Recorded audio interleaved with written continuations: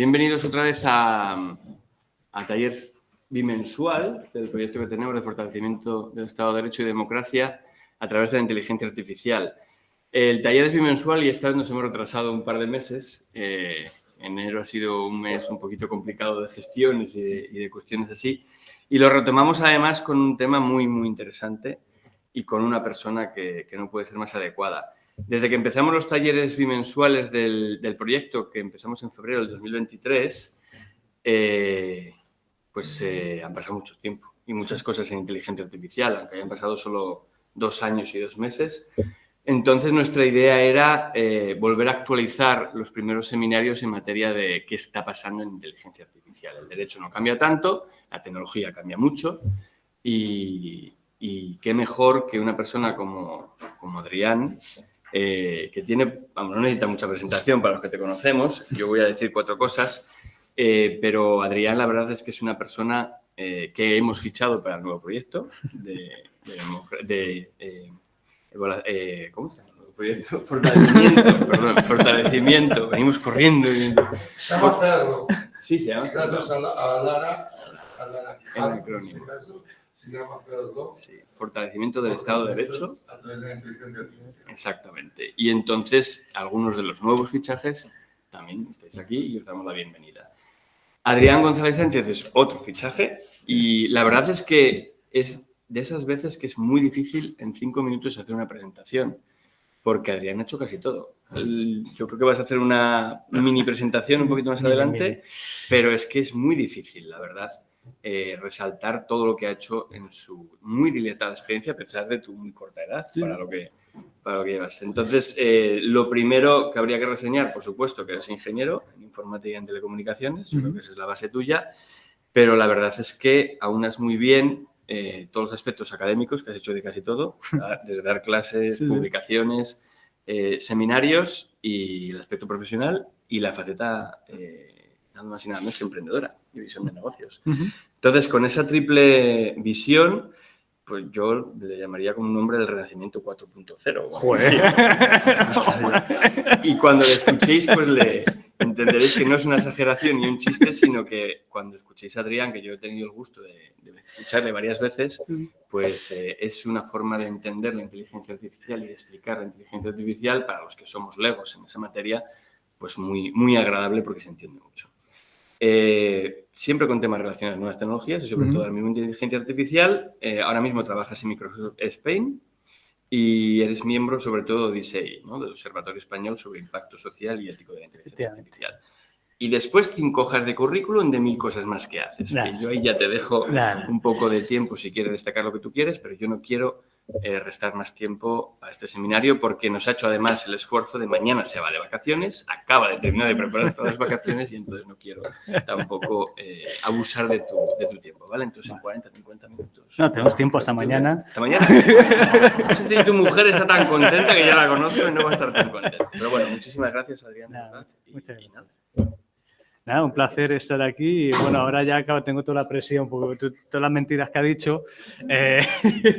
Lo único que has dicho que sea verdad es que soy ingeniero, muy mal ingeniero, por cierto, pues siempre muy mal matemático, muy malas capacidades de ingeniería y precisamente yo creo que por esa falta de capacidad propia siempre busco la manera de primero entender las cosas que me costaba un poquito más de tiempo y luego explicarlas de una manera simple para que cualquier persona también las pueda entender. Entonces, es un poco lo que estoy intentando hacer en todos los temas de inteligencia artificial. No soy ni el mayor experto. ¿Os acordáis de Raúl, el futbolista, que decía, no, pues puede ser un 7, un 8 cabeceando y tal? Pues yo intento ser un 7, un 8 en varias cosas, pero luego no el mayor experto. La charla de hoy, bueno, al final es una conversación abierta que vamos a tener aquí, habla de inteligencia artificial y luego en el impacto en el Estado de Derecho y en la democracia. Yo puedo aportar un poquito más en la inteligencia artificial. Creo que aquí, con todas las mentes y carreras brillantes que tenemos en esta sala y online, pues seguramente puedan aportar más en todo lo que es tema de derecho y democracia. Pero vamos a intentar hacer ese mapeo y, sobre todo, vamos a intentar ponernos al día en una industria que, como saben, pues está cambiando cada semana, básicamente. Yo me voy de vacaciones, seguramente cuando vuelva ya ha habido otro tema, una tecnología, un protocolo, lo que sea, que seguro me tengo que poner al día. Entonces, la presentación que van a ver, los visuales da miedo. Da miedo porque van a ver cosas así como muy técnicas y tal, pero lo vamos a explicar de manera simple y simplemente para quedarnos con los conceptos clave y luego intentar mapear eso con el potencial tanto positivo como menos positivo, ¿no? Que puede tener la inteligencia artificial en ese dominio. ¿Comparto? Sí, yo creo que sí. Vamos a ver. Ya te conocen, ya te han visto.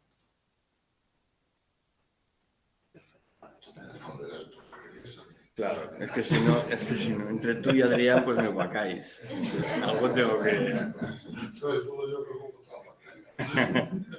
Vale, ahora, ¿cómo veo esto? Ahora, ¿cómo lo ves? Si es que me pone con tecnología de Google y ahora ya me lío. Sí. Ah, vale. Entonces, si yo lo pongo así, ya se ve online. Vale, perfecto. Pues comenzamos. Esta foto la tengo que quitar porque es una foto que me hice antes de la pandemia claramente y luego encima le puse color para que pareciese un poquito guapo y está totalmente desactualizada. Me parezco más a él que a mí. Si eso es bueno o malo. Bueno, pues efectivamente trabajo en Microsoft, empecé en 2022 aquí en la subsidiaria española, sobre todo en temas de sector público y de sanidad público y privada. Y he tenido la oportunidad de trabajar con gobiernos pues a nivel nacional, regional, a nivel europeo también, y aportar ese punto de vista más orientado al impacto dentro de lo que son los servicios públicos y con los ciudadanos, etcétera, etcétera. Pero a mí me gusta hacer muchas cosas y, bueno, entre otras, pues doy clase en varios lugares, doy en universidades aquí en Canadá y escribo libros. Últimamente le he pillado gusto a eso, a escribir libros y escribir libros de tecnología. Y luego compartiré algunos recursos que creo que sí pueden ser interesantes como continuación de esta sesión.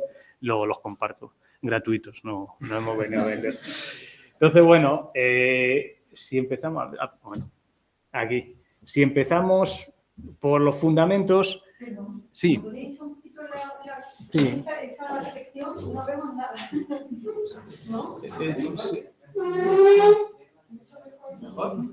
Muchas gracias. Nada. Si lo puedo poner. Sí, en el... ¿Dónde se pone la vista? Le da a la X en la barra lateral, hay una X para que se vea con más espacio. Sí. En la izquierda. No, pero para poner... Bueno, así, si lo pongo así funciona igual. Porque lo iba a poner en pantalla. Como ven, en casa de herrero, cuchillo y palo. Pasa a todos. Entonces, si hablamos del concepto de inteligencia artificial, ¿no? Y sé que hay personas aquí que han estado trabajando en ese tipo de tecnologías desde hace años, pero siempre se enfocaba la definición en una capacidad de dotar a las máquinas, decíamos, o los algoritmos, con esas capacidades casi humanas o similares a las humanas en diferentes tipos de tareas. Hay mucha definición de inteligencia artificial, no hay manera de encontrar un quórum en lo que significa inteligencia artificial, incluso en el alcance de la misma, en la familia de tecnologías que se incluyen, pero siempre se enfoca en eso, ¿no? Replicar una inteligencia, por lo general, es una inteligencia más...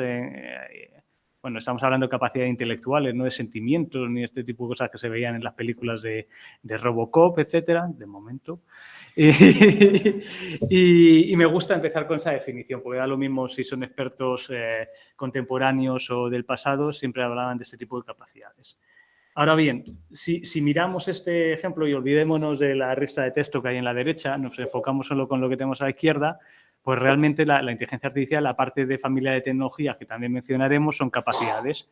Entonces, las capacidades que pueden ser, pues hacer una estimación numérica, ¿no? Con un pronóstico, como solemos hacer nosotros los humanos en base a la experiencia pasada, y pensamos que el Madrid va a ganar la Copa del Rey por 2-1 contra el Barça, ¿no? Porque estábamos basados en la experiencia o con un cierto sesgo, en este caso en la predicción. Puede ser clasificación, ¿no? Las típicos de perros... De fotos de perros y gatos, ¿no? Que hagamos una clasificación y que cuando te llegue una foto de un perro o un gato lo puedas clasificar. Son capacidades también de inteligencia artificial. En vez de números estamos haciendo una predicción de categorías, ¿no? Pues si piensan en un ámbito legal, pues podrían ser situaciones binarias, positivas, negativas, relacionadas a una cierta situación. Podemos tener señales continuas, ¿no? Pues imagínense como cuando estamos en hospital y hace el bip bip, pues una señal continua que estamos trazando y esos números que al final del día nos permita detectar una cierta anomalía. Pues de la misma manera que en el sector médico tenemos las anomalías de arritmias y cosas así, en maquinaria, en manufactura, en telecomunicaciones, si tenemos un patrón que consideramos que es normal y de repente encontramos uno que es anormal, pues entonces lo podemos detectar y es una anomalía y podemos jugar con eso para tomar decisiones. ¿Cómo traducimos eso? Como completar información, pues cuando estamos buscando información en Google, en Bing, no, en Google o en Amazon, pues se autocompletan las frases, ¿no? Eso ya estamos muy acostumbrados, esa es otra capacidad en base a modelos lingüísticos. La creación de contenido, que luego iremos más en detalle, pues lo que estamos viendo hoy en día con los ChatGPTs, los Anthropics, los Perplexities, etcétera, etcétera. La capacidad de automatizar ciertos procesos, y ahí hay diferentes maneras de hacerlo y algunas personas van a decir que esto entra dentro de la inteligencia artificial o que es simplemente una capacidad de automatización que se complementa con la IA. Independientemente de la definición que tengamos, lo que sí sabemos es que dentro de un flujo de trabajo yo puedo automatizar cosas. Soy recursos humanos, puedo automatizar la creación o el momento que vamos a crear un correo para un empleado. Y si luego tenemos ese momento claro, pues luego podemos generar incluso el correo, ¿no? Podemos empezar a combinar este tipo de capacidades. ¿Qué más? La optimización. Sobre todo en manufactura y en cadena logística, pues tenemos situaciones a lo mejor en las que nos hemos ido a sentar, ¿no? Teníamos un espacio físico, queríamos sentarnos, tenemos una serie de variables y de limitaciones relacionadas al número de sillas, número de personas y a lo mejor luego tenemos consideraciones de quién tiene que estar más cerca o lejos, por ejemplo, para optimizar la conversación dentro de una sala. Pues ese tipo de mecanismos se utiliza dentro de la cadena logística, en los contenedores de los puertos marítimos, cuando se hacen envíos, etcétera, para aumentar la velocidad o para reducir los costes. Y eso se llama, ¿cómo se dice? La investigación operativa, Operational Research, optimización, investigación operativa. Bueno, pues todo esto son capacidades que si intentásemos buscar ejemplos que aplicasen a nuestro dominio que nos ocupa hoy, seguro que lo encontraríamos, ¿no? Encontraríamos situaciones en las que pudiésemos utilizar una o la otra o varias combinadas. Desde un punto de vista de línea de tiempo, en lo que tenemos que tener en cuenta, obviamente el dominio de la inteligencia artificial no es nuevo. En los años 50 se empezó a hablar de inteligencia artificial como término incluso. Hubo investigaciones preliminares a eso que ya empezaban a orientarse a lo que sería la IA. Pero bueno, estábamos en un mundo académico que durante las siguientes décadas, los 60, los 70, pues estaba menos cerca de la empresa, estaba más cerca de la investigación y de a lo mejor de financiación del gobierno de Estados Unidos, proyectos en Reino Unido también, etcétera, etcétera. Tuvimos varias etapas. No sé si conocen lo que llamamos los inviernos y los veranos de la inteligencia artificial. Los inviernos, bueno, pues como ahora estamos en un verano. Estamos en el verano azul de la inteligencia artificial. Mucha inversión, todo el mundo poniendo dinero y tal. Pues esperamos ciertamente que continúe y que la promesa sea real, pero hubo momentos en los que por limitaciones tecnológicas de los modelos, de capacidades, de adopción de la industria, pues hubo promesas muy grandes y mucha inversión y luego no se llegó a materializar y entonces se cortó la financiación. Hubo informes que decían que al final esto solo servía para jugar en Reino Unido, notablemente, y eso paraba la industria, como podría pasar hoy en día si no llegamos a una materialización de lo que supone la IA.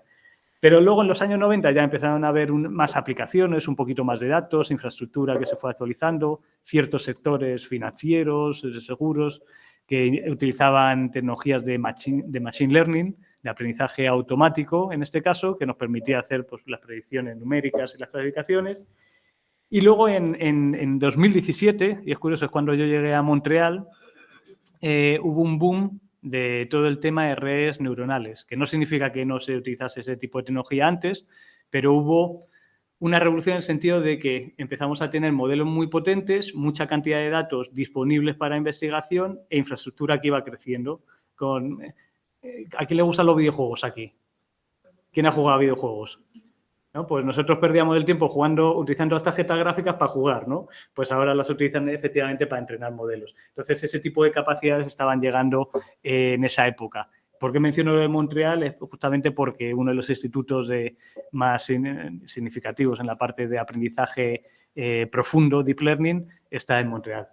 Y eso comparado con el resto de la línea de tiempo, y siempre lo traigo a colación, si nos damos cuenta, tecnologías como desbloqueamos el teléfono con la cara, el ordenador, desbloqueamos, hacemos la clasificación de fotos en Google Fotos, ¿no? Cuando subimos las fotos y se clasifican directamente y puede detectar las fotos de mi hermana y de mi padre. Todo eso llegó desde ese momento, pero llegó de manera acelerada desde la investigación a las empresas y a los productos finales, ¿no? Entonces, ese tipo de modelos se están utilizando hoy en día. Y, por supuesto, en 2021...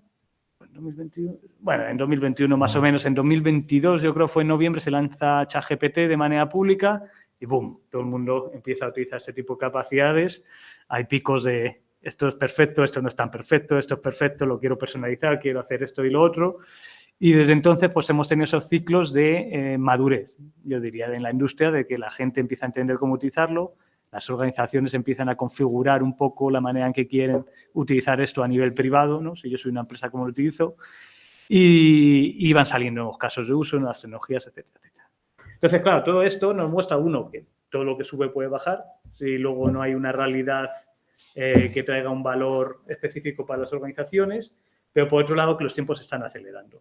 Lo que sale de investigación ya se salta ese ciclo de investigación de varios años, va directo a los productos y los productos se prueban, ¿no? Ese, ya conocen ese enfoque más americano de innovar y luego corregir, ¿no? En función si algo no funciona, si no es perfecto, versus nosotros que solemos regular de antemano para protegernos y luego se empieza a innovar.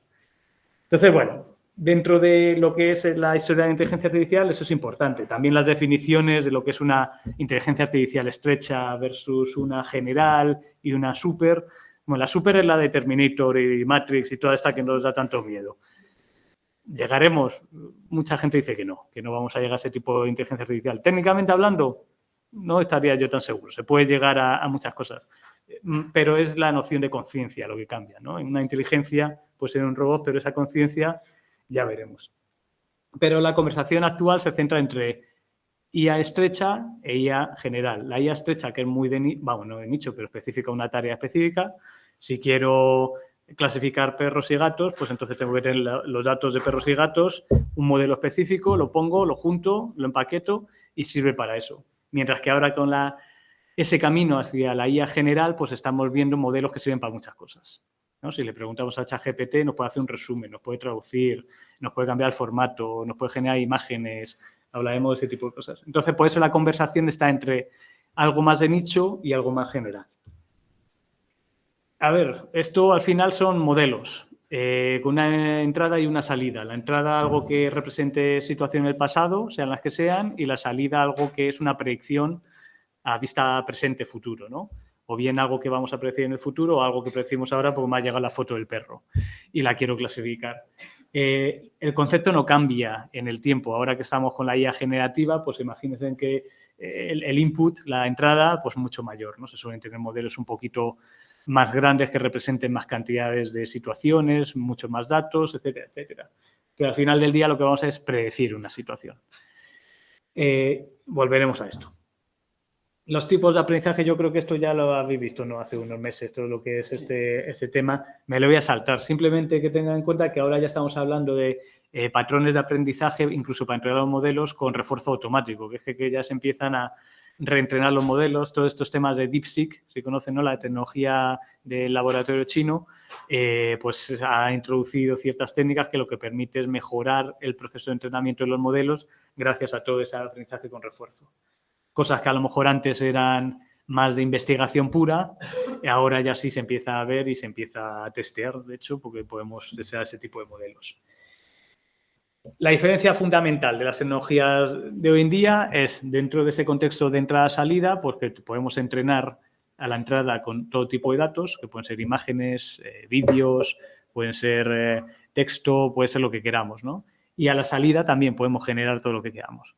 Hay esa noción de multimodalidad, que significa que podemos tener diferentes formatos y que puede ser nativa si hemos entrenado un modelo con muchos datos, que es lo que se ve hoy en día con los modelos de Google, de OpenAI, etcétera, etcétera. Y esto es interesante. ¿Por qué? Porque nos trae nuevos casos de uso, en cómo interactuamos con el entorno, con el ecosistema. Yo ponía un ejemplo justamente en el contexto jurídico. que era hace unos años, queríamos hacer un sistema de traducción de lenguaje de signos para los... vaya. Sordomudos. No, sí, para el resto de personas para que pudieran entender el lenguaje de signos, pero en un contexto judicial, ¿vale? Para poder hacerlo a lo mejor online y tal. Y se hablaba de ese tipo de cosas, pero se hablaba de modelos que no estaban conectados y que pues sería un poquito más complicado. Ahora se empieza a ver que, oye, si yo tengo mucha documentación del lenguaje de signos en diferentes idiomas, tengo además vídeos, tengo ejemplos y lo pongo todo junto, a lo mejor comenzamos a tener algo que pueda funcionar de una manera mucho más interesante y más simple de desarrollar. Entonces, bueno, ese tipo de casuísticas las empezamos a ver más. Lo interesante en el concepto de IA generativa es la noción de modelos de fundación. Si hablábamos de esa noción de estrecha versus general, los modelos tradicionales, como os he dicho, más orientados a un objetivo específico, con unos datos específicos, ahora los modelos fundacionales de un uso más generalizado. Y seguramente cuando hablamos de uso generalizado, propósito general, ya les empieza a sonar más a otros temas relacionados a la IA y al mundo de la regulación. ¿Esto es interesante? Uno, porque podemos hacer muchas cosas con el mismo modelo, con lo cual una organización pues, puede desplegar una infraestructura que puede hacer muchas cosas. Eso es una ventaja de simplicidad. Y sobre todo, la accesibilidad, ¿no? Hace unos años, si queríamos interactuar con modelo de inteligencia artificial, ¿qué hacíamos? Si probábamos, si teníamos capacidad para hacerlo, podíamos interactuar y testear modelos. Hoy en día lo hacemos con lenguaje natural. Y con un lenguaje natural que puede ser perfecto, semiperfecto, pero podemos tener acceso a esa información. Entonces ya nos da lo mismo escribir en castellano, en catalán, en francés, que en Java o en Python, por ejemplo. Son lenguajes y nos da la capacidad de acceder a este tipo de funcionalidades. Aquí vemos, ¿no? Si tenemos para un entorno jurídico en el que trabajamos con documentación, por ejemplo, que podamos hacer resúmenes, traducciones, simplificación de lenguaje, etcétera, sin olvidar las consideraciones legales que eso tiene, pero obviamente tiene una posibilidad, ¿no? Una ventaja de creación de nuevos casos de uso.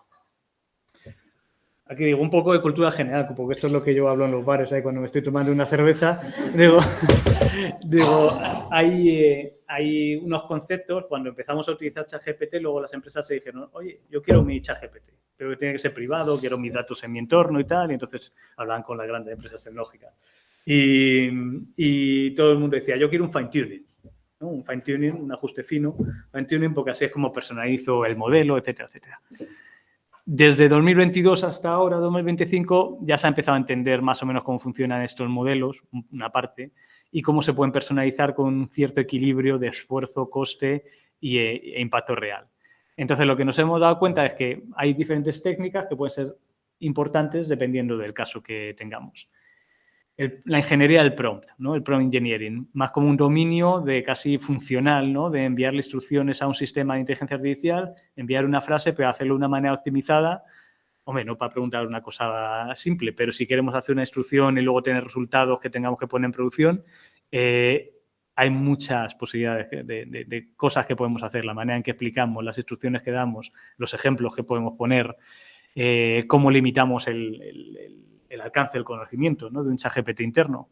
Si tenemos uno para la Complutense y decimos, oye, que no hable, yo qué sé, de amor, de Piqué, Shakira, de lo que sea, y entonces lo puedes limitar y puedes decir, ciñete a aspectos académicos, por ejemplo. Y todo eso tiene un dominio que podríamos hacer una sesión de un día entero y podríamos ver cómo se optimiza y cómo se testea. Que, por cierto, cambia dependiendo del modelo, del proveedor, de la herramienta que utilicemos. No es lo mismo si utilizamos Claude o Gemini o OpenAI, van a funcionar de manera diferente. O copiloto. Se me ha olvidado el copiloto, joder. No sudes la camiseta. Bueno, entonces tenemos eso, que es en teoría la parte más sencilla, aunque tiene una ciencia o un arte para hacerlo, es la parte más sencilla. Pues poner una frase que le metemos por la puerta trasera del modelo y se lo ponemos y le configuramos. Y luego traía a colación el tema del fine-tuning, el ajuste fino, porque todo el mundo decía fine-tuning, pero realmente lo que ellos hacen, lo que la mayor parte de la gente hace, no es eso, es un grounding, un RAG, que significa ir a buscar información a una base de conocimiento. Imagínense, ustedes tienen el SharePoint o el Google Drive o el que sea y tienen ahí toda la información, ¿no? Y yo tengo un modelo, podemos hacer que un modelo se comunique con un sistema. Si yo quiero que la información no venga del modelo, sino de nuestros documentos, estoy haciendo un patrón que lo llamamos RAG, de irse a conectar, y ahí a partir de ahí puede ser por búsqueda de palabras clave o puede ser por token o por nociones muy precisas para mejorar el rendimiento, pero en realidad lo que hacemos es sincronizar con una base de conocimiento. Y eso es agnóstico al modelo. Yo puedo cambiar el modelo y sigo teniendo mi base de conocimiento, me vuelvo a conectar, evoluciono el modelo cuando salga el GPT-5 y 6 y 7 y sigue ahí ese patrón de conexión. El ajuste fino, por otro lado, es coger un modelo y voy a modificar un cierto rendimiento que tiene por dentro, una manera de actuar para adaptarlo a ciertas tareas, ¿no? Que podrían ser que reconozca, yo qué sé, peticiones en SQL o patrones de uso de interfaz de usuarios, etcétera. Y lo quieres personalizar para ese caso específico, pero claro, un fine-tuning, un ajuste fino, lo que requiere es eso, reentrenar, una capacidad de computación, un coste para rehostearlo, para reponerlo en el lugar donde se va a empezar a consumir y con una cierta preparación de más datos, con las capacidades y competencias que eso requiere. La historia corta es que casi nadie hace fine-tuning, un 5 o 10% o empresas ya más específicas de tecnología que se quieran enfocar en eso. Las otras que han hecho fine-tuning han perdido el tiempo. Han perdido el tiempo en algún momento durante esos años porque pensaban que les iba a dar rendimiento. En general, estamos más en el territorio de RAG, que es como un 90-95% de los patrones que vemos hoy en día. ¿Está claro más o menos? Uno, combinar base de conocimiento, el otro, reentrenar un modelo. Sencillo. Y luego, los agentes, ¿no? Antes hablábamos mucho de copilotos, ahora hablamos de agentes. ¿Cuál es la diferencia entre un agente y un copiloto? Yo tampoco lo sé, porque dependiendo del día lo utilizamos de una manera diferente. Hombre, el copiloto ya casi se ha convertido en una marca de Microsoft. En otros lo llaman de otras maneras, duetos o lo que sea. Pero el concepto de agente, y a mí me lo preguntó un investigador muy conocido de inteligencia artificial el año pasado y me dijo, oye, ¿cuál es la diferencia? Y yo dije, pues no sé, que se conecta a un sistema remoto. Yo no sé, dímelo tú, que él era bastante más experto que yo. Y hablaba de eso, de una capacidad de, sí, tienes un modelo, tienes un sistema remoto que puede ser tu base de conocimiento, que también puede ser una base de datos SQL o el CRM de estudiantes, o puede ser el ERP, o puede ser otro agente de inteligencia artificial del que puedes buscar información, y tienes eso como un menú del día, ¿no? En el que tienes varias opciones. Y tú le dices a tu agente, como pieza de inteligencia artificial, oye, tú tienes todas estas opciones, y cuando yo te llame, te voy a pedir un objetivo, encuentra mi información de los estudiantes de 2015. Y el agente por sí mismo va a empezar a mirar cuáles son las herramientas disponibles y por dónde va a tirar. Prueba-error algunas veces, se va a dar cuenta que no está ahí la información, vuelve y se reconecta. Eso más o menos, con poca elegancia yo creo que lo he explicado, y teniendo en cuenta que hay muchas definiciones de agentes, a eso nos referimos con agentes, con una capacidad un poco autónoma en base a unas funciones que hemos preestablecido. Claro, ahora todo el mundo habla de multiagentes. No sé si a su contexto ha llegado ese concepto de multiagentes, ¿no? Como, bueno, pues es un... ya partiendo de la base de que uno unitario, poli y multi, pues más o menos sabemos de qué hablamos, pero hace unos meses empezamos, que no es un concepto nuevo tampoco, pero empezamos a hablar de multiagentes como sistemas autónomos, imagínense. El departamento de marketing tiene un agente, el de finanzas tiene otro, el de recursos humanos tiene otro, el de atención al estudiante tiene otro y empiezan a comunicar y a hacer tareas de manera automática porque lo van a hacer todo perfecto. Teoría. Y esa noción ha llegado sobre todo al sector privado hace un año o unos meses en función de nuevas tecnologías que han ido saliendo de un proveedor y otro. Y la gente lo quería probar, pero lo que están haciendo es experimento de decir, pues mira, tengo un agente A y agente B y se van a hablar, ¿no? Y vamos haciendo pruebas. Todo ese concepto de multiagente, a mi parecer, es algo que, para que realmente sea tangible y que que funcione de verdad, va a tardar todavía un año o dos, ¿no? Y puede ser la semana que viene, pues ya sabemos que esto cambia, pero un año o dos en mi cabeza. Pero yo sí hablo de poliagentes, porque no es lo mismo... Bueno, iba a dar un ejemplo que vamos a... Sí, dila, que eso es muy... A mí me lo has contado. ¿Te lo he contado a ti? Sí. Dilo. No, hombre, que está grabando. Pero no está grabando, pero Sí, es muy Eso plástico. un poco sí. Sí. A ver, yo iba a decir que no es lo mismo el poliamor que tener el amor con todos al mismo tiempo, ¿no? Entonces, conceptualmente se entiende bastante bien. En la inteligencia artificial es lo mismo. Yo agentes unitarios, siempre. Que está tu mujer escuchando. Bueno, pues el concepto de poliagente, como es el concepto de poliamor de inteligencia artificial, es simplemente un agente de entrada que luego se conecta a varios agentes que son diferentes y que aportan ventajas que entiendo son diferentes. Y el primero lo que hace es enrutar, ¿no? Enruta las peticiones. Entonces, si imaginamos un contexto de atención al usuario y tenemos un agente especializado, experto en facturación, otro en preguntas y respuestas, otro en problemas técnicos, lo que sea, podemos tener un enrutador y cuando yo escucho la pregunta de la persona, detecto la intención, las entidades, ¿no? Que son temas de lingüística en inteligencia artificial, y digo, pues esto suena a que lo tengo que ir a buscar ahí. Y empieza a buscar la información. Entonces, el segundo agente responde al primero y el primero a la persona. Eso sí, eso ya lo he visto implementado en empresas en producción y ahí lo bueno es que se pueden combinar modelos grandes, pequeños, algunos que sean menos potentes pero son más baratos. Entonces, ahí empieza a ser interesante. No pensaba yo que iba a hablar de estos temas cuando estaba viniendo aquí. Así es. Ese es nuestro proyecto. Sí. Bueno, ¿qué tipo de herramientas se usan hoy en día? Pues bueno, ya lo saben, ¿no? Los copilotos, la búsqueda inicialmente en Bing, Gemini en Google, los Midjourney, los Claude, los Stable Diffusion, ChatGPT, etcétera. ¿Por qué lo traigo a colación? Es porque todos tienen similitudes, ¿no? En ciertas capacidades, pero luego la interacción con los modelos vamos a darnos cuenta que es diferente. Un prompt que a lo mejor me funcione en Claude no funciona bien en OpenAI, por ejemplo. En Claude le gusta que le pongas un super prompt ahí bien detallado. En OpenAI, en general, le gusta más la claridad de ese prompt, de esa pregunta que le hacemos. Pero bueno, eso es algo que tenemos que ir entendiendo, sabiendo que luego dentro de un dominio de empresa pues vamos a utilizar herramientas empresariales en las que los datos están protegidos. Pues si utilizamos Microsoft va a ser el copiloto de 365 y el copiloto no sé qué. Si utilizamos Amazon va a ser Q. Si utilizamos Google va a ser...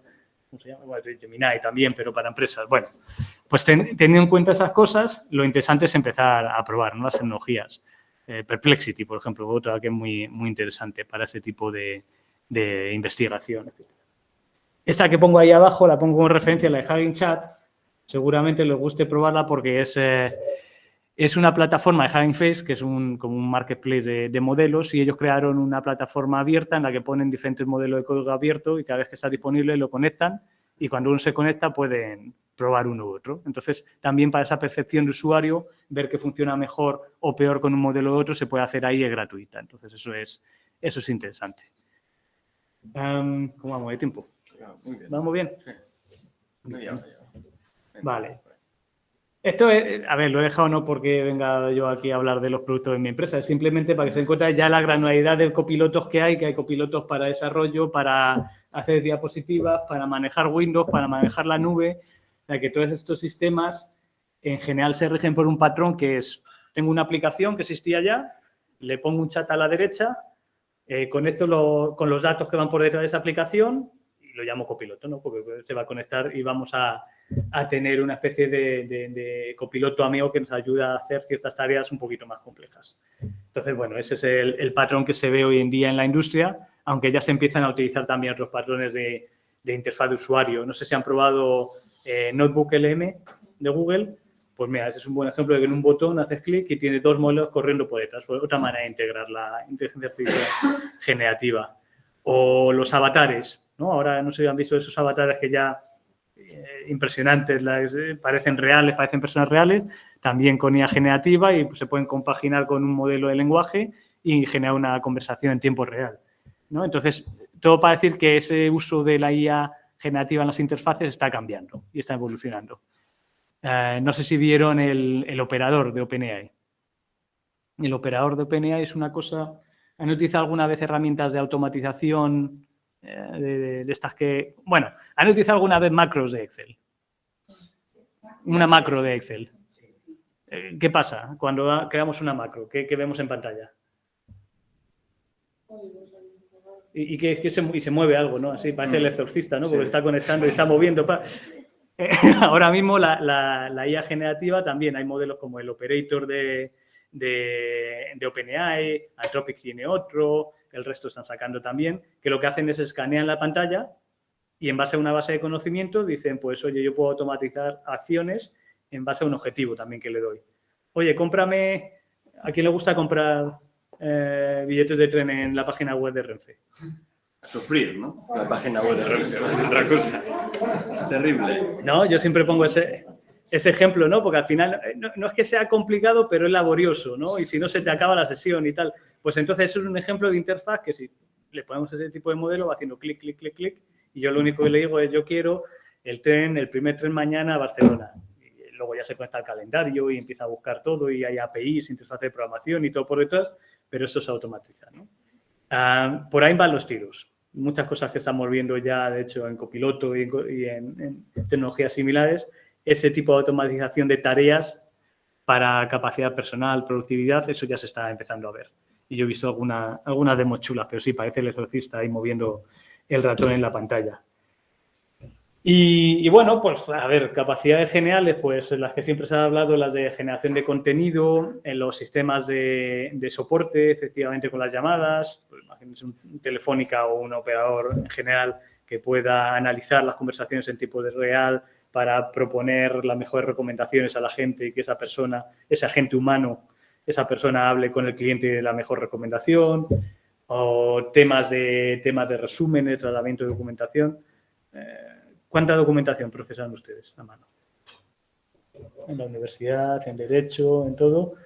Pues una de las aplicaciones que yo siempre, que en los últimos años me ha parecido más interesante, es la capacidad de coger esos archivos y poder estructurar la información en base a una plantilla con una cierta serie de parámetros que necesitamos para completar una actividad. Como los OCRs de toda la vida que te hacían el escáner del ticket de los gastos, a lo grande, ¿no? Pues eso se está haciendo, ¿no? Para automatizar, o plantillas de cumplimiento, ¿no? Yo tengo un ejemplo que básicamente en un lenguaje técnico, pero es como una lista de información y lo que coge es los requerimientos de transparencia del AI Act. Entiendo que saben lo que es el AI Act, ¿no? Claro, sí. Ahí llegamos. No, pero ya entramos en nuestro dominio. Es lo único que han entendido. Hemos entendido. No, pregunto porque en otros lugares dicen, sí, bueno, la regulación de inteligencia artificial, pues saben que para el resto de humanos que no están en esta sala, leer una regulación es complicado, en general. Ahora cambian las tornas. Entonces, lo que hay es una plantilla que lo que hace es resumir el AI Act, sobre todo lo que hace referencia a transparencia de modelos, de datos, de obligaciones, de proveedores, de gente que adopta, etcétera, ponerlo en un lenguaje técnico y esa plantilla se convierte en el objetivo. Y tú le dices a la IA generativa, tienes toda la información de mi sistema, mis modelos que están corriendo, los datos y tal, ve a buscar información ahí para completar esto de manera automática. Y te lo va mapeando, pum, pum, pum. Esa es una muy buena aplicación, el mapeo de información entre un objetivo y una serie de informaciones que tengamos disponibles, funciona muy bien. Que podrían ser informaciones privadas, pero las podemos combinar con informaciones públicas, por ejemplo, si eso es tener cierta información que es en páginas web o lo que sea. Entonces, bueno, esas son nuestras aplicaciones, las intranets, ¿no? Seguro que les encantan las intranets, como a todo el mundo.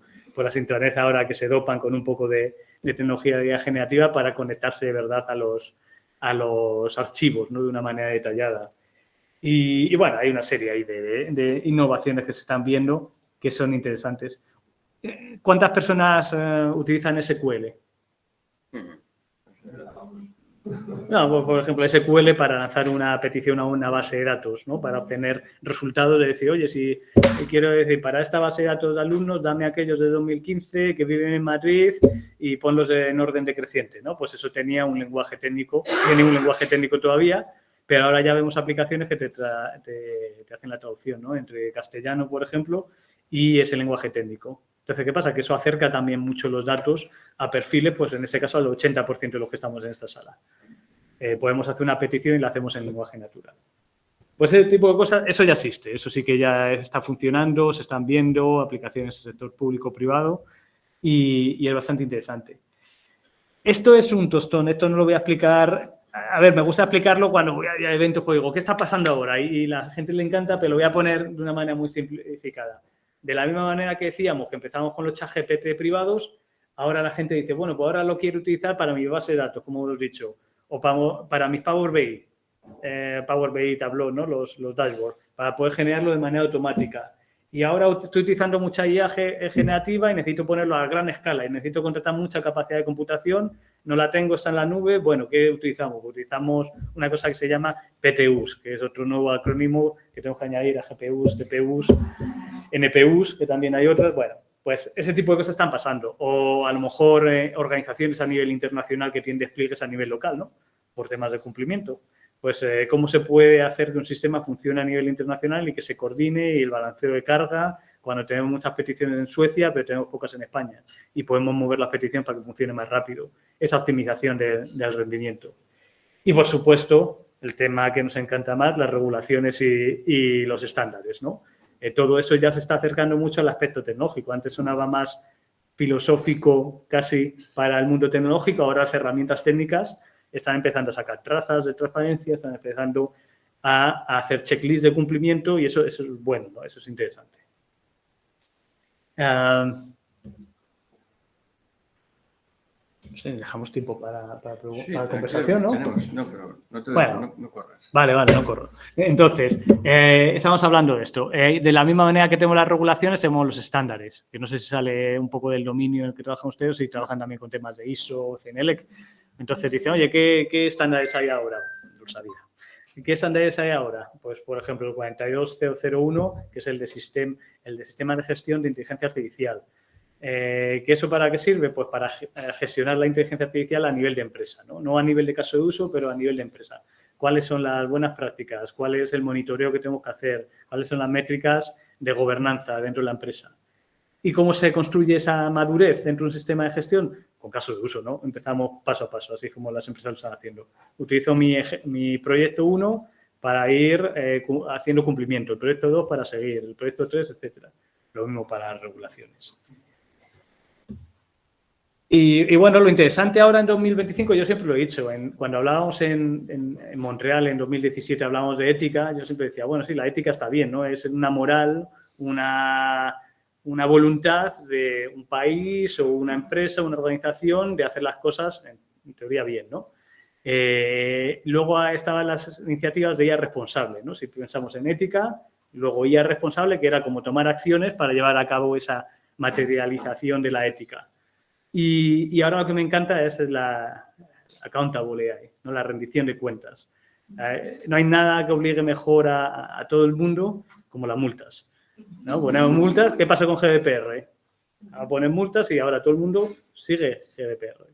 ¿Ahora qué está pasando? Pues bueno, tenemos un contexto un poquito espinoso a nivel internacional, pero todas las geografías empiezan a entender la necesidad de un AI Act en las diferentes geografías. En Canadá tendremos el AI and Data Act.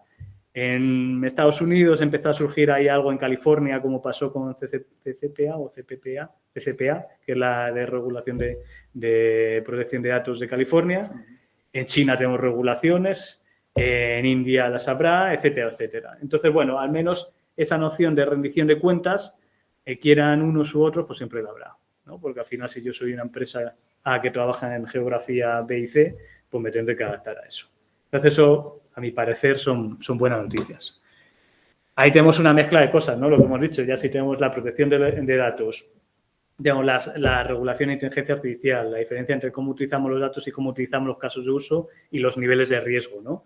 Pero luego también tenemos las regulaciones verticales, ¿no? Si estamos en salud o estamos en manufactura, pues tenemos otras regulaciones que también tienen que converger. Y luego tenemos diferentes principios, ¿no? Los principios o los diferentes artículos, en el caso de las regulaciones, que hablamos de transparencia, de robustez, de derechos humanos, de gobernanza del dato, etcétera.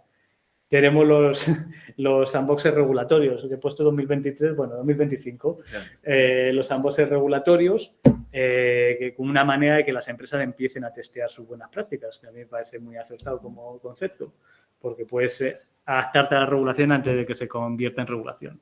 Y luego estándares, ¿no? Como el que he dicho, el 42001. Claro, todo esto es una amalgama de cosas que para las empresas también se puede hacer bola, ¿no? En el sentido de que si somos una empresa, ya no digo las grandes, una pyme que está utilizando tecnología, entonces cómo llevarlo a un territorio un poco abordable, pues siempre es complicado. Pero bueno, yo creo que la conclusión es que dentro de esta evolución, cada semana, cada mes que tenemos nuevas cosas, si nos abstraemos un poco y miramos el alto nivel, pues tenemos la parte tecnológica que se consolida en algo que es potente. No sabemos lo que va a ser, pero es potente. Entonces, la parte regulatoria que empieza a coger forma, la estandarización que es necesaria, pues si no hacemos las cosas de manera diferente, y todo eso se pone junto y ahora estamos en el momento de empezar a adoptar de manera, sí, responsable, pero también pragmática, etc. Pero claro, ¿qué impacto tiene eso en el Estado de Derecho, en la democracia? ¿Qué consideraciones geopolíticas hay? ¿Por qué quiere Donald Trump comprar, Donald Trump, si fuera con su dinero, el gobierno de Estados Unidos comprar TikTok, por ejemplo? ¿Qué significa todo esto? Entonces, para esto, y sobre todo porque no tenía nada que explicar en esa parte, porque ustedes conocen más, he puesto estas preguntas.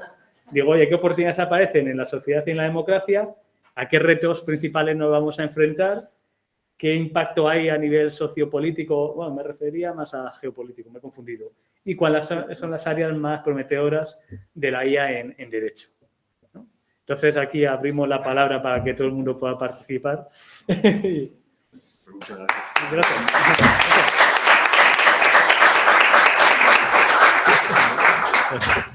Muchas gracias, Adrián. Bueno, ya habéis visto que... Y eso que ha dicho, voy a ser demasiado general, a lo mejor poco técnico. Pues dije, no te preocupes que no va a ser suficiente el nivel de abstracción para que nosotros entendamos. Entonces, algunos que son técnicos, tenemos un catedrático de inteligencia artificial, Mariano, que sí que son informáticos y de esto conoce mucho más. Pero la verdad es que nosotros empezamos el anterior proyecto con ciertas píldoras de información para saber en qué consistía la inteligencia artificial, de qué estábamos hablando, de conceptos más o menos muy de andar por casa, por supuesto. Sí. Y como empezamos este nuevo proyecto y terminamos el anterior, quisimos decir, bueno, vamos a actualizarnos un poquito y muchas gracias por aterrizarnos a pesar de que nos puede llegar a costar desde el punto de vista del derecho y de la democracia, etcétera, conectarlo. Pero ahora para eso estamos aquí, ¿no? Para hacerte más preguntas y conectarte. Yo tengo varias, pero no voy a abusar de mi posición de moderador y os dejo vosotros si queréis, porque sé que cada uno... ¿Dejamos? Vale. Sí, tranquilo. Muy buena idea. Deja de compartir la pantalla para que se puedan intervenir los que están fuera. Ya estamos. ¿Alguien quiere empezar? Yo arranco, si queréis. Por favor. Bueno, gracias también por la presentación. Si queréis os presentáis mínimamente, Sí, nos conocemos. Conocemos. De este área, ciencias de la información, especialmente en derecho a la información y propiedad intelectual. Entonces, quería preguntar dos cosas sobre la cuestión del uso de los datos en el entrenamiento, no sé si es algo técnica o en la customización. Por un lado, que creo que has dejado ahí por un lado, pues que esto habría que entrenarlo con determinadas bases de datos, pero eso es otro problema legal. Me imagino que te refieres al uso, al derecho de uso sobre datos que tengan propietario, ¿no? Propiedad intelectual, me imagino que te refieres a eso, o protección de datos personales. Y luego, si hay algún modelo que trabaje con datos abiertos. Sí. En general, con datos abiertos son los modelos, ¿no? Porque esa es la parte fácil. Todos los temas de copyright ya conocen, ¿no? En función de las empresas, lo que estén haciendo. Ahí, obviamente, yo no sé qué está haciendo cada uno en su casa. Pero hay dos fases. Cuando se entrena una IA en el contexto de IA generativa. Hay una fase en la que se intenta coger todo el conocimiento posible y en la que se empieza a limpiar y se empieza a preparar, que es lo que se llama el preentrenamiento.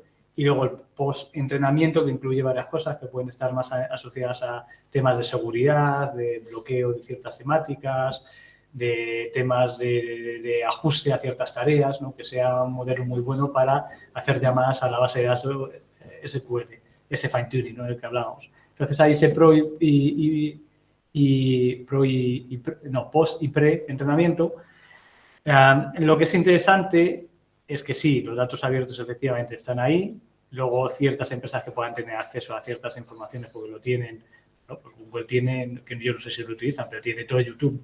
Eso sería una base de conocimiento espectacular. En función de las políticas, ¿no? Cada proveedor específico y sus herramientas específicas, en función de las políticas y cómo lo tengan puesto y el nivel de agregación de los datos, si son sensibles o no, pues podrá hacer más o menos. Pero lo interesante es que, uno, sí, los datos abiertos ayudan, datos sintéticos, ¿no? Por ejemplo, en Microsoft, que se está haciendo una serie que se llama Phi, una serie de modelos que se llaman FI, que son normalmente más pequeños. Lo que está intentando probar es simplemente cómo lejos podemos ir con datos sintéticos, que son generados en base a datos reales, pero multiplicamos sin perder la capacidad estadística, ¿no? Porque si empezamos a meter ruido en unos datos, pues pierde valor. Entonces, ese tipo de patrones pueden ser un poquito más interesantes y creo que ese tipo de experiencias se está empezando a meter en la industria, porque sean los datos que sea, vengan de donde vengan, son limitados. Luego, cuando yo hacía referencia a esto del fine-tuning o el RAG y tal, es ya para casos más de empresa, ¿no? Yo sí tengo mi entorno privado y además quiero tal modelo que existe, sé que está cerrado, que no puede entrar nadie, tengo mis datos propios y puedo todo encapsularlo y puedo utilizarlo, pues no hay problema, porque ese modelo nadie lo va a reutilizar. Y además tiene que haber esas cláusulas legales y de cumplimiento de conformidad que digan no se va a reutilizar y ese es un entorno privado. Entonces, esa efectivamente es un área, ¿no? Todo el tema del uso de los datos o incluso cómo se entrenan los datos, eso es ahora mismo algo bastante poco estructurado, ¿no? Cada empresa hace una técnica o la otra, lo va probando para ver si te sale mejor o peor. Por favor. Hola, Muchas gracias por tanta información que no terminamos de ver desde fuera. Algo que me llama la atención en toda la Copilot, OpenAI y ahora inclusive Apple ha publicado que todo va a ser esa misma matriz, pero sin embargo a la hora de venderlo, comercializarlo, tenemos Copilot, tenemos lo que es GPT y ahora Apple está intentando meter en Europa esta nueva inteligencia artificial que sale todo de GPT. Según me ha llegado, no sé mucho de esto, sé más de Sí. pero sí tampoco sé mucho. Nah. Entonces mi pregunta es, actualmente en Europa tenemos acceso a Copilot, a ChatGPT y Apple está haciendo ahí sus intentos de negociaciones para que también podamos tenerlo en los dispositivos de Apple. Sí. ¿Qué diferencia hay para que estas bases de datos tengan cierto visto bueno legalmente y responda a la protección de datos y a la base legal europea y otros no? ¿Y por qué en el ámbito corporativo, en el que están compartiendo la misma matriz de la inteligencia artificial, vemos como Copilot sí está aceptado y se sigue utilizando y ChatGPT está totalmente capado? Yo estoy ahora mismo en el Banco de España y me revolvió la cabeza de si se pueden pasar datos confidenciales con Copilot, pero sin embargo es totalmente capado ChatGPT. ¿Qué depende? Todo es lo mismo. Sí. Es muy buena pregunta, porque al final los modelos pueden ser similares. De hecho, los modelos que tiene Microsoft y los de OpenAI son los mismos, con ciertas optimizaciones de un lado y del otro. Pero lo que cambia es si pensamos en ese patrón que hemos dicho, modelo y datos, ¿no? Puede ser nuestra base de datos, nuestro lago de datos, lo que sea, y el modelo, los modelos y el aplicativo que funciona con esto. La diferencia es digamos, cómo he privado ese entorno. Si yo tengo mis propios datos, tengo mi propio modelo que nadie más va a estar utilizando y tengo todo el control de los accesos, el directorio activo y esas cosas que de seguridad y tal, pues se supone, y es así, que a nivel técnico ya está todo controlado, pero que además a nivel de conformidad, proveedora A, B o C te van a decir, nosotros garantizamos que ese es un entorno privado y que esos datos no se van a utilizar para otra cosa. Y esto es opinión y yo no trabajo en OpenAI, ¿no? Para decirlo, pero ¿qué creo que ha pasado? OpenAI ha pagado el precio de ser el primero, ¿no? Entonces todo el mundo, cuando había un departamento de conformidad, pues OpenAI, no lo capamos, ¿no? Cuando ha habido que poner multas o bloquear un servicio, ha sido OpenAI. Y llevamos en la motor de búsqueda regalando datos desde hace años y, bueno, lo vamos a dejar ahí. Y en las redes sociales, ¿no? Quiero decir, bueno, ha cundido con el ejemplo. En general, OpenAI, ellos tienen también servidores en Europa y tienen también offering de temas para empresa, o sea, que realmente sea lo mismo. Lo que hay que diferenciar, a mi parecer, es el ámbito más B2B y el B2C. El B2B, en general, todas las empresas, lo más les vale, van adaptando sus desarrollos para que sean privados. Así sea nube pública, porque lo de nube pública, nube privada confunde a la gente.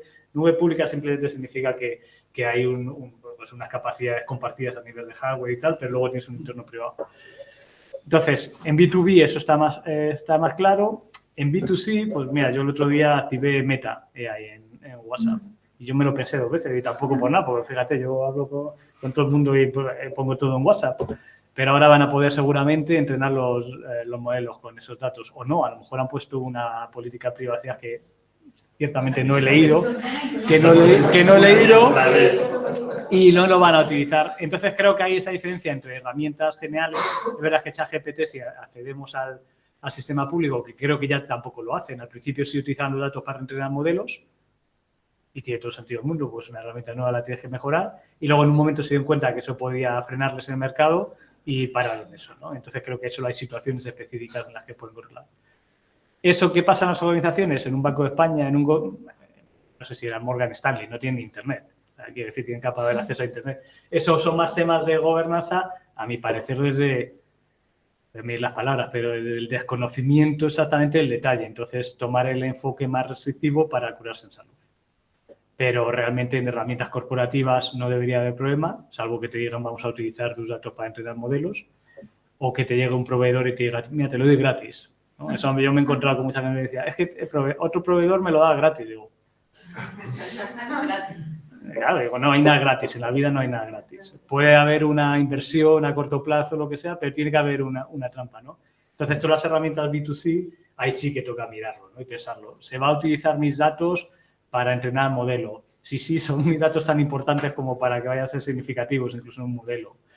Se va a entrenar con temas privados, se va a entrenar con temas sensibles, ¿no? Porque Meta realmente podría hacer cualquier cosa. Te podrían enviar notificaciones de medicación. Si estuviésemos en Estados Unidos, se podrían enviar medicación en base a lo que estás hablando. Te podrían enviar notificaciones del amante de tu mujer. Te podrían enviar cualquier cosa, porque todo pasa por Meta, por WhatsApp o por Instagram, ¿no? Entonces, creo que es más esa cuestión del entorno de aplicación de ese tipo de sistemas que los sistemas como tal. Efectivamente, en ese caso, los modelos son los mismos, es más el resto de cosas.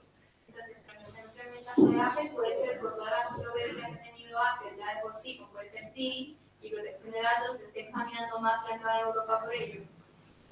Hay empresas como... Siempre queda feo, ¿no? Cuando se tiene una empresa y de la otra. Yo lo que sí puedo decir, en general, Microsoft en Europa siempre, o al menos en estos tiempos, siempre se ha llevado bien. Apple, no puedo decir lo mismo.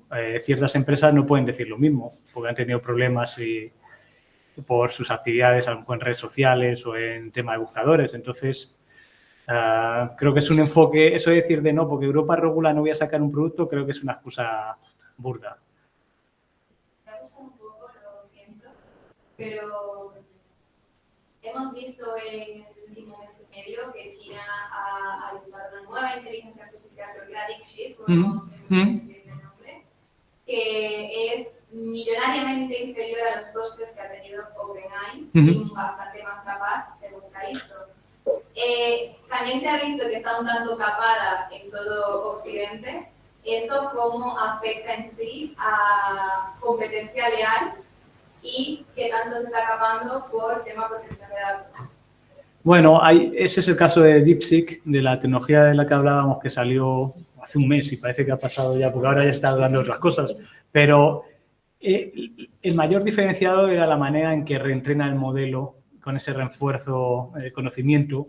Y lo interesante de eso es que se dieron cuenta que efectivamente hacía falta menos capacidad de computación. Entonces, ahora mismo todas las empresas están utilizando CAPEX para comprar GPUs, tarjetas gráficas, y hacer que corran los modelos. Esa es la batalla real que tienen las empresas, a ver quién puede comprar más. Y eso está bien, ¿no? Porque al final quieres dar cabida a muchos clientes y servicio y quieres entregar más modelos y tal. Pero con ese enfoque de DeepSeek se han dado cuenta de que hay técnicas que cuando te falta, estás en un entorno en el que te falta, o sea, cuando pasas hambre eres más ingenioso, por ejemplo. Pues en ese caso es lo mismo. Cuando tienes a lo mejor menos acceso a computación por temas geopolíticos, en ese caso, de Estados Unidos contra China, pues ellos tuvieron que buscar un enfoque alternativo. Y eso es bueno para la industria, porque si antes has comprado, incluso para Microsoft, que compra GPUs en cantidades masivas, pues si antes podías dar servicio a esto, ahora puedes dar a eso con la misma capacidad. Con lo cual eso es bueno. El tema de cómo está el modelo... ¿Está bien? ¿Cómo está el modelo configurado? Ahí cuando traía a colación la parte de preentrenamiento, postentrenamiento, realmente esa parte de postentrenamiento pues puede tener cabida para hacer que un modelo sea ético, puede tener cabida para que un modelo no sea ético del todo o para que sea adaptado a ciertas características intrínsecas a lo que sea, geografías y tal. Eso mismo que ha hecho DeepSeek con China para bloquear ciertas temáticas en el post-entrenamiento del modelo, lo hace Twitter para ser un graciosito con el Grok. Básicamente, para que parezca que es gracioso, aunque no lo sea. Entonces, quiero decir, ese tipo de situaciones siempre las vamos a tener. Lo interesante es que luego, como sabéis que hay modelos propietarios, modelos open source, y luego hay una cosa que ha salido en el medio que es, yo te comparto mi modelo y tú lo puedes reajustar, pero no te comparto el código por mi propiedad intelectual. Y eso se llama pesos abiertos, open weights. Los Meta, los Mistral, etcétera, son todos así. DeepSeek es así. Entonces, luego, pues la gente los ha tomado, lo despliegan en su entorno y lo empiezan a reajustar.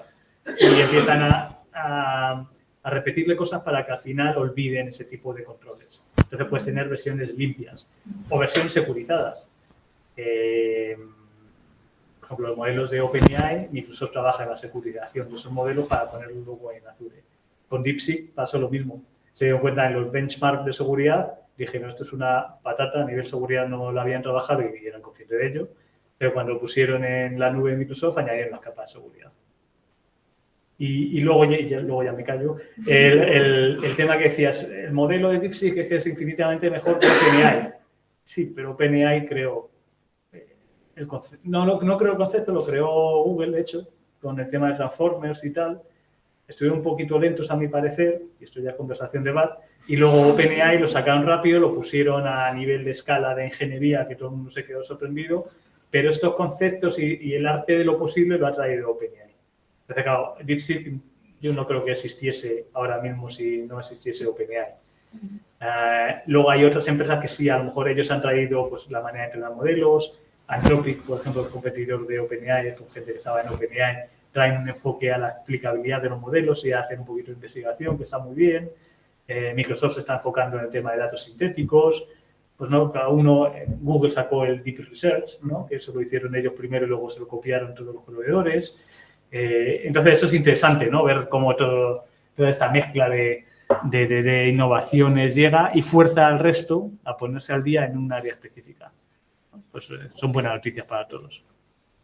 Muchas gracias. Una pregunta, yo voy a hacer una, o sea, lo siento, pero me lo voy a saltar, pero haciendo uso.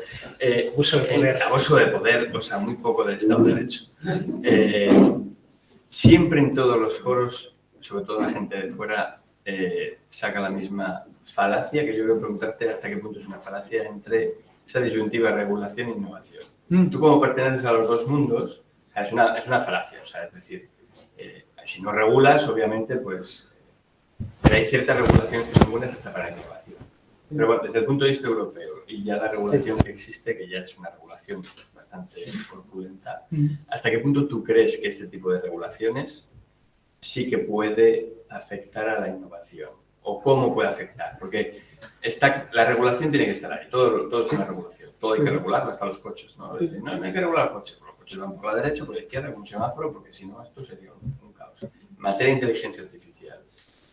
¿Cómo ves tú el tema de la regulación? Porque perteneces al mundo innovador de la empresa. A mí particularmente, tengo un sesgo positivo con la regulación, pues siempre he hablado de regulación desde siempre, cuando estaba dando clases, estaba en Canadá y siempre he dicho que la regulación es necesaria. Y bueno, pues tenemos dos modelos. ¿Qué queremos ser? ¿Como Estados Unidos o como somos en Europa? Después de las elecciones parecía que todo el mundo decía, joder, ojalá tuviésemos a Elon Musk, a no sé qué. Y yo decía, pues vamos, que nos quedemos como estamos, a mi parecer. Pues el modelo sociedad y de derechos humanos que queremos tener. Yo pienso que es una falacia y si a ver, yo entiendo que luego las empresas pueden hacer lo que quieran cada uno y si no sacan unas soluciones porque toman un enfoque restrictivo o porque es una medida de presión a ciertos gobiernos para decir, oye, no me regulen más. Pero creo que es una falacia total.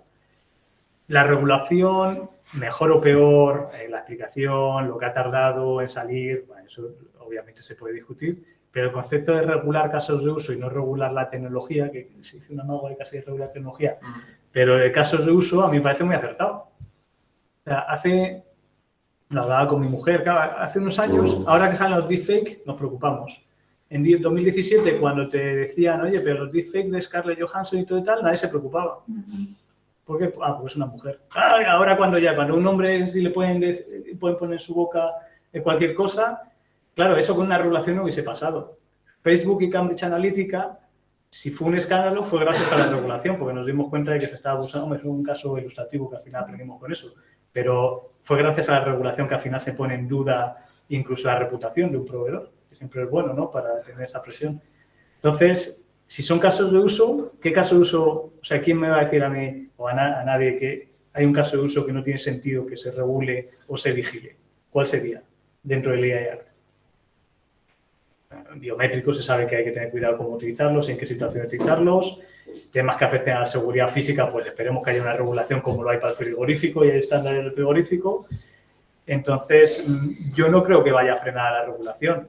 Es más, yo siempre he pensado cuando el lanzamiento del sandbox y tal, y yo pensaba, joder, si una startup tomase, bueno, una empresa media, tomase la regulación o los estándares como un trabajo extra que hacen ahí de manera proactiva, yo luego voy al inversor y le digo, joder, que no solo te estoy innovando, sino que además todos mis competidores tienen un riesgo de que se les ponga una multa y yo no. Pues imagino, estoy simplificando el concepto, pero imagino que eso va a ser positivo, la manera que se reducen riesgos en muchas otras áreas. Entonces, yo particularmente estoy contento de que haya una regulación y creo que es necesario. Y si no, se harían cosas que no tienen sentido, ¿no? Luego vamos a ver cómo se implementa, cómo de pragmático se puede ser en la regulación, pero es que nadie está poniendo en duda, ni siquiera desde Europa tampoco se está poniendo ahí en duda que se pueda hacer de una manera un poquito más pragmática. A lo mejor el sabor inglés va a ser más pragmático aún por, bueno, pues saben hacer regulaciones también. Pueden convivir distintas regulaciones. Bueno, ahí ese es el problema. Todo lo que se está comentando. Sí. Debajo de las distintas regulaciones se protegen los datos. Sí. Yo creo que hay... Podemos tener distintas regulaciones en Estados Unidos, Europa y China y que funcionen. Bueno, pues mira, con CCPA, con la ley 25 en Quebec, con el nuevo IAI en Canadá, con Europa, con las... ¿Cómo se hace? Pues yo siempre digo, bueno, la respuesta es sencilla, el enfoque más restrictivo. Pues obviamente tiene un coste de conformidad. El coste de conformidad no se puede obviar. Para empresas pequeñas va a ser significativo, que decían GDPR costaba para una hasta por media, serían como 15.000 al menos de conformidad, y eso ya está más o menos estandarizado la manera de ponerlo en marcha. El problema es si empezamos a tener enfoques muy diferentes, ¿no? Hombre, pero si yo te digo que la inteligencia artificial en los casos de uso, además de que tengas casos de uso, estamos diciendo que respete la privacidad de los datos o la protección de los datos, tiene sentido. Otra cosa es que luego, cuando vamos al detalle, nos damos cuenta que hay algo que choca y que no tiene sentido. O que si quiero estar regulado en España y luego hay otra en Europa y luego hay otra en Canadá y se haga de manera muy diferente. Ahí ya sí habría un problema. Pero yo pienso que todo tiende a converger al final del día. Más o menos, excepto geografías que tienen un enfoque muy diferente, todo tiende a converger. Y las geografías que tengan algo muy diferente, pues sus empresas tendrán que adaptarse. Y si California un día saca una regulación, pues el resto de Estados Unidos lo seguirá. Pues no le va a quedar otra, porque si lo hace California, manda California. Entonces yo creo que, bueno, veremos. Yo creo, esto ya es opinión, por qué sale esta conversación es porque hay problemas estructurales en Europa que no son los de regulación, precisamente son temas de innovación o cómo fluyen los fondos que no llegan a las empresas o que tardan mucho, ¿no? La idea está ahí, está muy bien que se van a poner fondos, pero no llegan a las empresas. O es muy complicado, me cuesta más buscar los fondos que buscar inversores. Eso es ahí donde se tiene que enfocar, pero lo de la regulación creo que se verá con el tiempo y se va a ver que seguramente Europa tiene razón.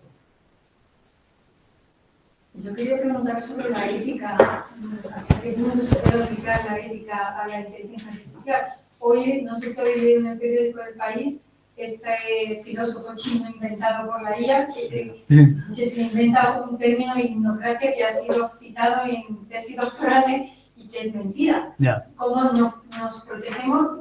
Claro, la protección de datos, pero y los datos que son mentiras y la falsedad y todo esto, al hilo de la regulación, no sé. Yo creo que ahí estamos ya entrando en temas también de literacy, no de educar a la gente, lo que pide, de hecho, la regulación. Oye, pues si vas a dejar que la gente utilice inteligencia artificial en tu empresa, formales. Decía la gente, no, ahora les tengo que formar. ¿Y querías que la gente utilizase inteligencia artificial sin formación? Yo no le pongo un martillo a una persona si no le he formado o una máquina, pues tendrás que hacer lo mismo con inteligencia artificial si crees que es importante. Entonces, creo que ese análisis... Cuando la gente dice, no, es que va a reemplazar a los humanos o ahora no, te va a reemplazar el que te dice inteligencia. No es eso, es la capacidad de analizar información que te viene una inteligencia artificial. ¿Tú te fías 100% de Google Maps cuando estás conduciendo? En un momento sí nos fiamos, pero creo que siempre, ahora ya tenemos constancia de que puede haber problemas, aunque funciona muy bien, pero puede haber problemas cuando estás conduciendo que se equivoque, entonces vas alerta. Pues esto es lo mismo. Y educar en las universidades, en vez de decir, no puedes utilizar ChatGPT. Pero es que la inteligencia artificial miente. Te hace una pregunta directa y miente. En lugar de decirte, no lo sé, o darte otra respuesta, te miente. Está empezando, pero eso es... Hablo de mi Sí. Es una pregunta muy concreta. Datos. Sí. Y le damos nuestra base de datos. Sí. Y miente. Ahí a tu cara. hay dos... A ver si los magistrados les se Perdón. No se ha podido morder la lengua. Sí, hay, por ejemplo, cosas que se empiezan a ver en las herramientas desde hace años es las fuentes, ¿no? Yo he visto, por ejemplo, le hacía una pregunta y decía, ¿dónde está tal universidad? Y me decía, una lista de ciudades. Digo, esto es mentira. Entonces hago clic en la fuente y claro, es que Wikipedia tampoco estaba equivocada. Es que mencionaba esas ciudades relacionadas a ese tema y entonces, ¿a qué voy? Que esto lo que hace es una máquina que te coge palabras, se las trocea en cachitos y te empieza a buscar relaciones más allá de lo obvio. Soccer, fútbol, Real Madrid, baloncesto, Santiago Bernabéu, ¿no? Y te empieza a buscar esas relaciones y esas relaciones son potentes para encontrar información, pero también te puede dar un error. Si tienes la fuente, haces el doble clic, pero hay que ser consciente de eso. Y yo siempre he dicho, porque esto es la IA generativa, pero las otras IAs que hemos dicho, todas se equivocan, porque pues es estadística. Y la IA te miente, o que no dice que no lo sabe, porque eso ya representaría una especie de conciencia, ¿no? Y eso, saber que no sabes algo, eso ya sería peleagudo. Eso es lo que iba a preguntar yo ahora. Es verdad, tienes razón. Sí, pero eso es... Pues educada que muchos académicos. Pero ese es otro tema también, cuando dice, disculpa, tienes razón, y eso fue en Jordi Rivas, que es un vicepresidente catalán que está en lo de Copilot.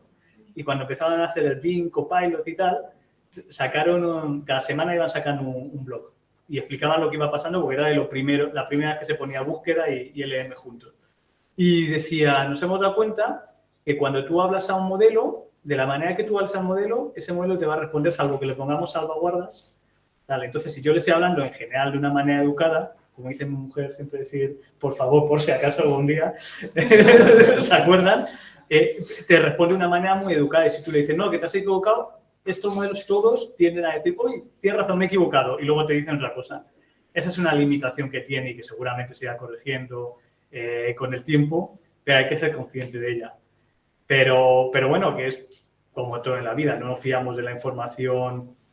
A mí me hace gracia porque decía, no, es que la información que sale en la IA. Digo, joder, si yo veo anuncios, de estos anuncios que son un poco cutres que aparecen aquí en el Marca y en el As. O sea, ya no estoy diciendo que aparezca en una página rara, perdida la mano. Se Marca y en el As y te dice esto, si miras esto, vas a duplicar tu vida o tu pelo va a crecer. Es mentira.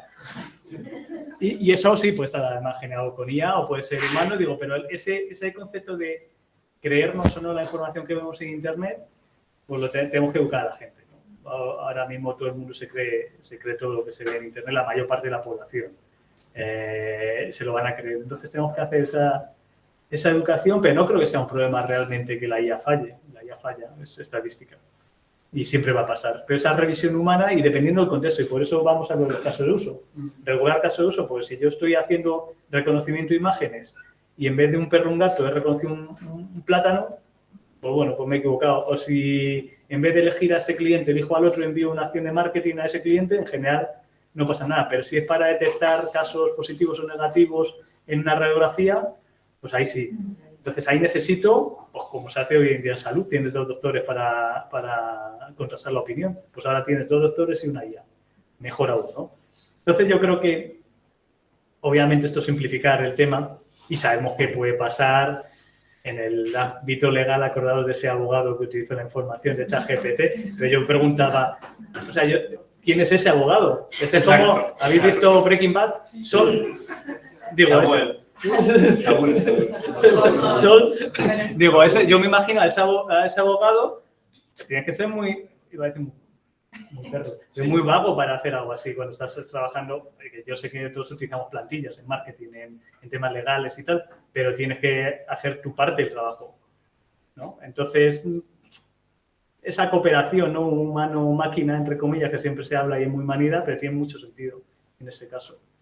Crear una regulación. Ahora le podemos preguntar que cree una regulación para Narnia, por ejemplo, y te la va a crear porque hay documentación de trabajo que han hecho otras personas, otros humanos en el pasado, y te va a crear una regulación en base a eso, pero luego la vas a revisar por si te dice alguna tontería el texto que ha creado.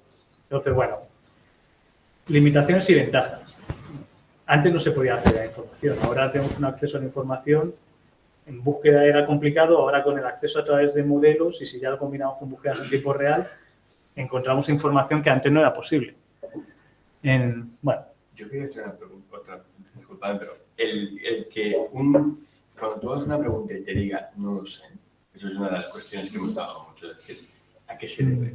O sea, eso es una cuestión técnica, es decir, porque como hay información sobre todo, porque yo ya eso lo llevo ya al ámbito legal, por ejemplo, es una cuestión ya, o al ámbito democrático, que te diga cualquier cosa, cuando tú estás buscando una orientación más técnica o más específica, porque me digo, lo de Narnia, pues bueno, pero si tú vas y eres un abogado, eres un juez, estás buscando algo, o un ciudadano cuando va a votar, ¿por qué nunca dicen no lo sé? ¿Es una cuestión técnica? Sí, si utilizamos un modelo de base, al final, salvo que podamos hacer unos ajustes que sea para temas específicos, a lo mejor delimitemos un poco, seamos capaces de guiar al modelo. En general, como es una pregunta de lingüística, ¿no os habéis dado cuenta cuando hacemos una petición, da lo mismo que la escribamos en un idioma que en otro? Corto en palabras clave que con una frase elaborada y tal. Esa es la potencia del modelo, que es capaz de descifrar la intención mejor que un cuadro de búsqueda, por ejemplo. Pero si utilizamos patrones como el RAC, por ejemplo, ese RAC que decía, bueno, que ya lo estoy compartiendo, en el que conectamos la base de conocimiento con el modelo. Utilizamos el modelo más como una interfaz conversacional para acceder a la información. Si ese modelo solo sirve ese propósito, el conocimiento no viene del modelo. Va a venir de mi base de datos A, B y C, de mi lago de datos, y si no encuentra la información, te va a decir que no encuentra la información. Entonces ahí ya empieza a cambiar. ¿Y te puede dar grados de fiabilidad? Sí, hay de la misma manera que había el DevOps y el MLOps, que son las operaciones relacionadas al desarrollo de modelos en ese caso de desarrollo de software, desarrollo de modelos de Machine Learning. Ahora el tema de LLMOps, operaciones de IA generativa básicamente, hay unas nuevas métricas que lo que te dicen es, si yo tengo una base de conocimiento y tengo un modelo, yo puedo hacer un control de las respuestas, claro, hay un control de las respuestas entonces, pero lo que puedo hacer es que cada vez que me dé una respuesta puedo volver a evaluar cómo de lejos ha quedado de la base de conocimiento. Entonces hay un término que se llama groundedness, no sé cómo se pronuncia, pero básicamente te dice, oye, ¿cómo lejos estás de esa base de conocimiento? Entonces ya empiezas a cuantificar el resultado con respecto a una fuente de verdad, ¿no? Una fuente de origen. Claro, el problema... Es muy importante para el sí, derecho. Claro. Eso es importante. Importante para el derecho. Porque el grado de comprobación que tenemos que hacer en las fuentes, de que nos mientan o no nos mientan, es diferente. El grado de comprobación de la recomendación respecto a la aplicación es distinto. O incluso que te vaya a encontrar, si te va a dar una recomendación, que se le configure de una manera de que cada frase pues tenga una referencia a un cierto texto y que tú puedas hacer clic en el texto, que es al final es lo que se utilizaría. Más allá de que sepas que a nivel general, a nivel gobierno técnico de la IA, cuantificamos un valor que no está por debajo del 80%, ponle, o del 90%, y eso es suficientemente bueno. Pero luego ya tenemos ese control de ir a la fuente y vamos evaluando y vemos eso. Y esas son técnicas que están saliendo, hay cosas que están saliendo nuevas. Esto que os comento pues, ha salido en el último año, han salido nuevas métricas que no existían. O antes se utilizaban otras métricas para otros modelos y ahora para los de IA generativa, y si ya hablas de IA generativa con base de conocimiento son otras métricas. Y eso pues, está surgiendo y seguramente ayude para controlar un poco ese tipo de situaciones. Pero nunca va a ser perfecta. Nunca, eso sí que hay que asumirlo. Nunca una IA va a ser perfecta. Son derechos para nosotros es fundamental. Por De hecho, es ejemplo, fundamental. Porque el grado de comprobación del aplicador del derecho, dependiendo de la fiabilidad de la respuesta, cambia. Sí, Y la responsabilidad. sí, sí. Habéis dicho algo muy importante que es uno de nuestros ejes, y es la necesidad de formación del aplicador, Yo del también. usuario, Sí. del usuario de la herramienta. Y si el usuario de la herramienta, jurista, no entiende cómo funciona la herramienta, cuáles son sus debilidades, cuáles son sus mentiras, y no podemos explicarlo. Y me planteo más cómo podemos alcanzar ese grado de formación con el nivel de cambio permanente. Sí, yo siempre he pensado... Yo he entendido un 20% de lo que has contado. Sí. Sí. Y llevo Como tres señor años- Haber. Bueno, seis bueno. años, y como Haber, pues, estás a la altura de Haber. No estaba. Y llevo 3 años trabajando en esto. Claro, al quien no se ha metido en esto antes, se puede cortar las venas. Yo creo que cuando la gente... Ustedes sí tienen LinkedIn, ¿no? Y ahora todo el mundo está hablando de esto. Pero mitad de ellos no saben ni los fundamentos de lo que están hablando. Entonces, está bien saber lo que no sabemos, creo que eso es muy positivo siempre en la vida. Pero hay formaciones de base que se centran en los modelos de Machine Learning, de Deep Learning, de lingüística, NLP, de procesamiento del lenguaje natural, que creo que serían más útiles que incluso una formación de IA generativa para sentar las bases, ¿no? de la estadística, cómo funciona la estadística condicional. Creo que todo ese... No hace falta que todo el mundo sea un experto estadístico, pero que entiendan cómo funciona esto o cómo se corta una frase cuando yo estoy haciendo una petición a ChatGPT. Pues sí, yo me puedo poner ahí súper técnico, explicar cómo funciona un modelo, pero si yo les digo, ¿recuerdan ustedes cuando aprendíamos en la escuela lengua castellana? O la que fuese, ¿no? En el estado, lengua castellana. ¿Qué hacíamos para entender una frase? Sujeto, predicado, cortamos, artículos, tal. ¿Los artículos sirven? Sí, en castellano sí sirven. En inglés, bastante poco. Entonces, cortamos la información que sirve, la dejamos. La que no sirve, la borramos. Empezamos, cuando cortamos las palabras, la cortamos en cachitos. Cortamos los cachitos y los transformamos de letras a números. ¿Por qué? Porque la máquina entiende mejor los números. Y con esos números encontramos asociaciones entre términos. Por eso decía cuando... Pues eso es una manera de explicarlo, ¿no? Como aprendemos nosotros, pues es la misma lógica. O el ejemplo que he puesto antes de Real Madrid, si buscamos Real Madrid y pedimos último partido de Real Madrid, ¿qué va a contestar? Va a contestar del fútbol, pero Real Madrid tiene baloncesto y es dentro del baloncesto europeo tan importante como el Real Madrid fútbol. Pero estadísticamente hablando, ¿cuántas noticias va a haber del fútbol y del baloncesto? Pues a lo mejor un poquito o bastante más de fútbol. Y entonces, como estamos hablando de estadística y es un conocimiento agregado, al final lo que tiene más peso, pues oye, va a aparecer en las respuestas. Luego, que haya dentro de la fuente de datos informaciones erróneas, tiene que ser mucha información errónea en el mismo tema para que sea estadísticamente significativo, ¿no? Es decir que el Golfo de México es el Golfo de América, lo tienen que decir muchas fuentes para que no lo creamos, ¿no? Pues eso no es verdad, pues en toda la documentación va a aparecer como Golfo de México. Pues a eso me refiero, ese concepto de pesos relativos, etcétera, yo creo que es importante conocerlo, más que las aplicaciones de la IA generativa, etcétera. Una pregunta. En temas de inteligencia artificial, ¿tiene relevancia el posicionamiento, por ejemplo, cuando buscamos en el buscador, en Google, por ejemplo, nos salen las páginas más famosas de Google? Sí. ¿En tema de inteligencia artificial también tiene relevancia el posicionamiento? No necesariamente se le podría poner un peso positivo si, imagina, somos Microsoft, tenemos Bing y confiamos que los resultados de Bing son los mejores. ¿Qué pasa? Yo no he dicho nada. No, es una broma. Me van a echar. No, Bing mola mucho, cuando se utiliza mola mucho. Pero bueno, si confiamos que eso es un criterio en el que le damos peso a la información porque pensamos que las primeras informaciones van a ser las más válidas, pues sí, ¿por qué no ponerlo como un peso relativo? Y le decimos, esto tiene el doble valor y doble importancia dentro de la información. Pero puede ser cualquier otra cosa, pues en general no es eso, son pesos más asociados a la parte lingüística. Pero se puede combinar, ¿por qué no poner un peso en la parte lingüística, peso en la parte de buscador y intentas buscar las recomendaciones, el top 3 de recomendaciones o 5 más significativas. Las mezclas y ves cómo funciona. Y a lo mejor te das cuenta que el 90% de los usuarios que han clicado y han dicho que esto era bueno, realmente era en base a ese criterio, al criterio de posicionamiento. Pues eso ya es ingeniería. Eso se hace también para entender cómo se puede acercar una IA al usuario. Pero entonces, cuando una IA suele dar una respuesta, ¿en qué se basa como tal? En una base de conocimiento interna al modelo, por lo general, con el que ha estado entrenado, y una temática y una intención que te reconoce. Yo quiero saber, de nuevo, estoy muy futbolero, el último partido del Real Madrid. Pues una IA te va a dar el último partido del Real Madrid en su cabeza en septiembre de 2023 o 2024 porque ha sido entrenado en ese momento.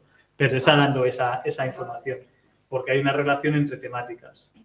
Y eso es poderoso para encontrar información, pero también tiene sus limitaciones, ¿no? Eso para modelos, por ejemplo, como decía el Tribunal Constitucional, eso tiene relevancia.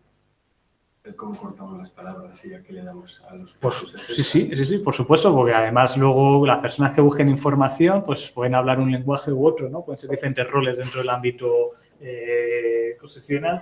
Y imagínense que es una persona que no tiene formación legal, pero está trabajando con ustedes. Va a buscar la información y puede encontrar información relacionada a una temática que está escrita en el idioma que hablan ustedes, pero en la persona... Sí.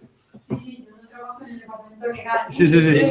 No, pero es muy importante. O sea, es una pregunta más general, Sí. no para Sí. jurídico. Pero que eso es fundamental.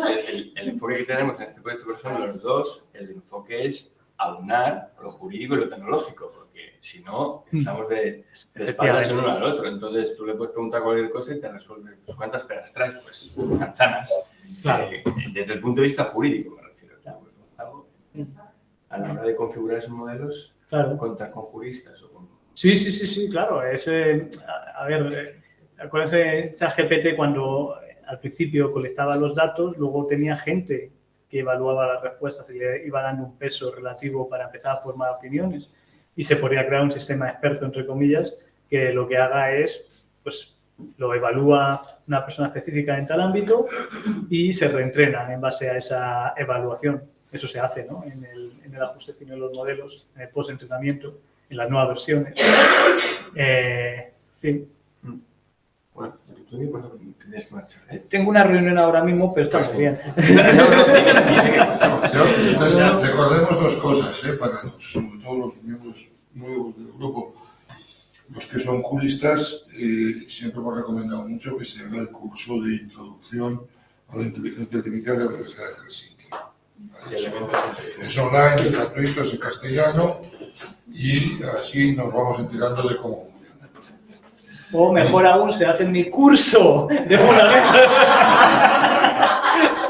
O se hace su curso, que no sé si es gratuito. Es gratuito.